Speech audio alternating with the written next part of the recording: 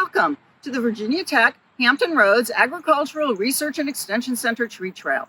The Tree Trail is an opportunity to take a walk, see interesting trees, and learn a few fun facts. I'm Jeanette Lynch, a Virginia Beach Master Gardener tree steward, and I'll be your guide today as we look at a few trees on the trail. The trail is designed as a self-guided tour. You can start anywhere on the trail. However, you might want to start right here at the river birch and grab a handout. The handout contains a diagram of the trail and a few interesting facts about each tree. Each tree on the trail is identified with an orange sign.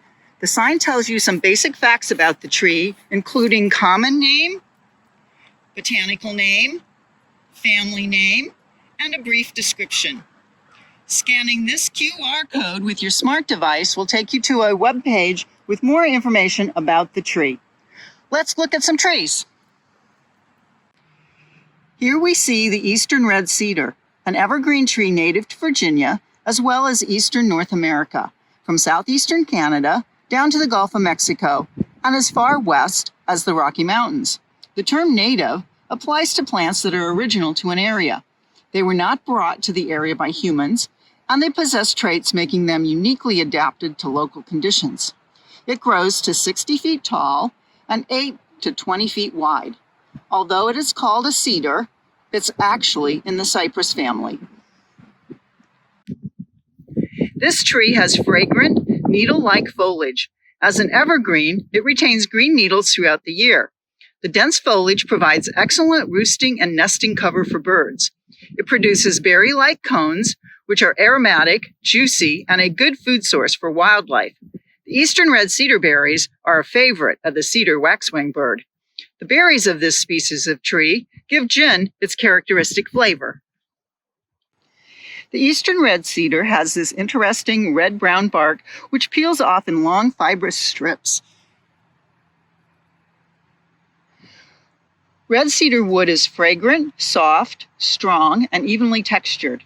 Because the wood's natural oil repels insects, it is used to line closets and chests and in pet bedding. The red, fragrant heartwood was once used to make pencils and fence posts. This is the flowering dogwood. It's native to Virginia and grows wild over much of the eastern United States, from Massachusetts down to Florida and west to Texas. It's the state tree and also state flower of Virginia. It grows 15 to 40 feet tall and 20 feet wide. It prefers partly shady conditions and is a common understory tree. Branches form opposite each other on the trunk, giving the tree a sort of candelabra or layered look. Flowers appear in the spring. The flowers of this tree are small, inconspicuous, tightly clustered, and surrounded by 4 very showy, large, white, petal-like bracts. We mistakenly call those 4 white bracts the flower when they are really modified or specialized leaves. The flowering dogwood has this distinctive leaf with smooth or wavy margin and veins that curve to run parallel to the leaf edge.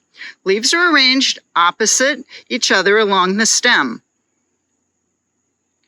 Being a deciduous tree, it sheds its leaves in the autumn. Here you see what will grow into shiny red fruit. This is where the inconspicuous flowers and showy white bracts were in the spring. The fruit matures in the fall and is a valuable food source for wildlife. The fruit is eaten by over 40 bird species and many large and small mammals. It's poisonous to humans, however. You can also see the beginnings of the bud, which will be the showy white bracts and flowers in the spring. Notice the bud's flattened biscuit shape. This is the bark of the flowering dogwood. It will be gray and smooth on young trees, but scaly, blocky, with an alligator hide appearance on older trees, as you see here.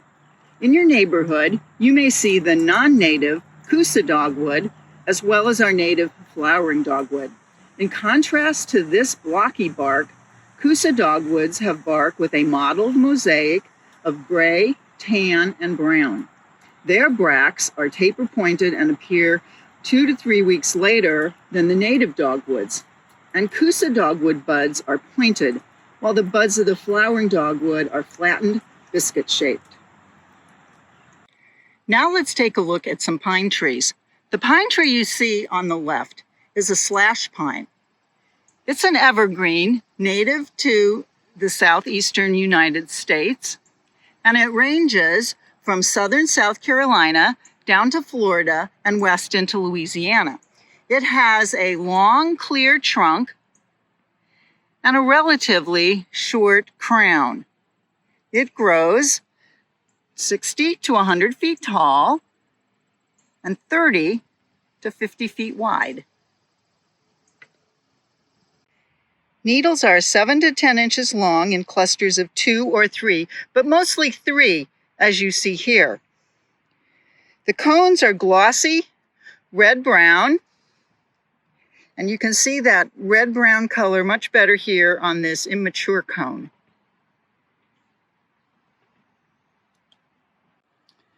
The bark has these scaly surface plates that flake off, revealing a light brown cinnamon color.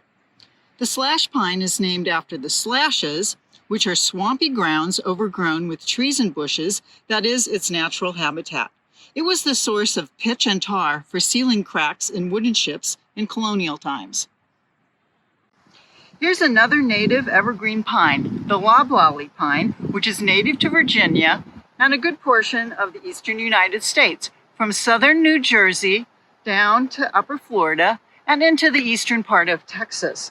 It's another tall, straight tree growing 90 to 100 feet tall and 20 to 40 feet wide.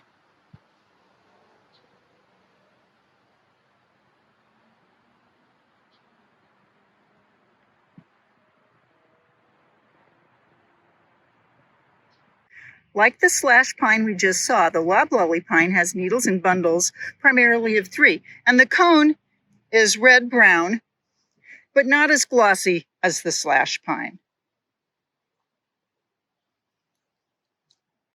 The bark on older trees is ridged and furrowed with somewhat rounded, scaly plates, as you see here. This pine is named after the seafarer's gruel, called loblolly, which resembles the dark, mucky soil where this tree often grows. The loblolly pine is the most important commercial timber species in southeastern United States and is used in a great variety of products, including plywood and construction lumber. Native pines have important wildlife value. Large loblolly pines are common nesting sites for ospreys and bald eagles. Old-growth stands of loblolly, slash, and other pines provide nesting sites for the endangered red cockaded woodpecker. This woodpecker excavates nest cavities in old pine trees with heart rot. It's the only North American woodpecker to exclusively use living trees as nesting sites. I hope you've enjoyed this brief introduction to the tree trail. There are many other interesting trees to see in the arboretums and demonstration gardens here at the Virginia Tech Hampton Roads Agricultural Research and Extension Center. The Extension Center is located at 1444 Diamond Springs Road in Virginia Beach and is open during daylight hours, year-round, free of charge. Visit often. Come, take a walk, see some trees, and enjoy the outdoors.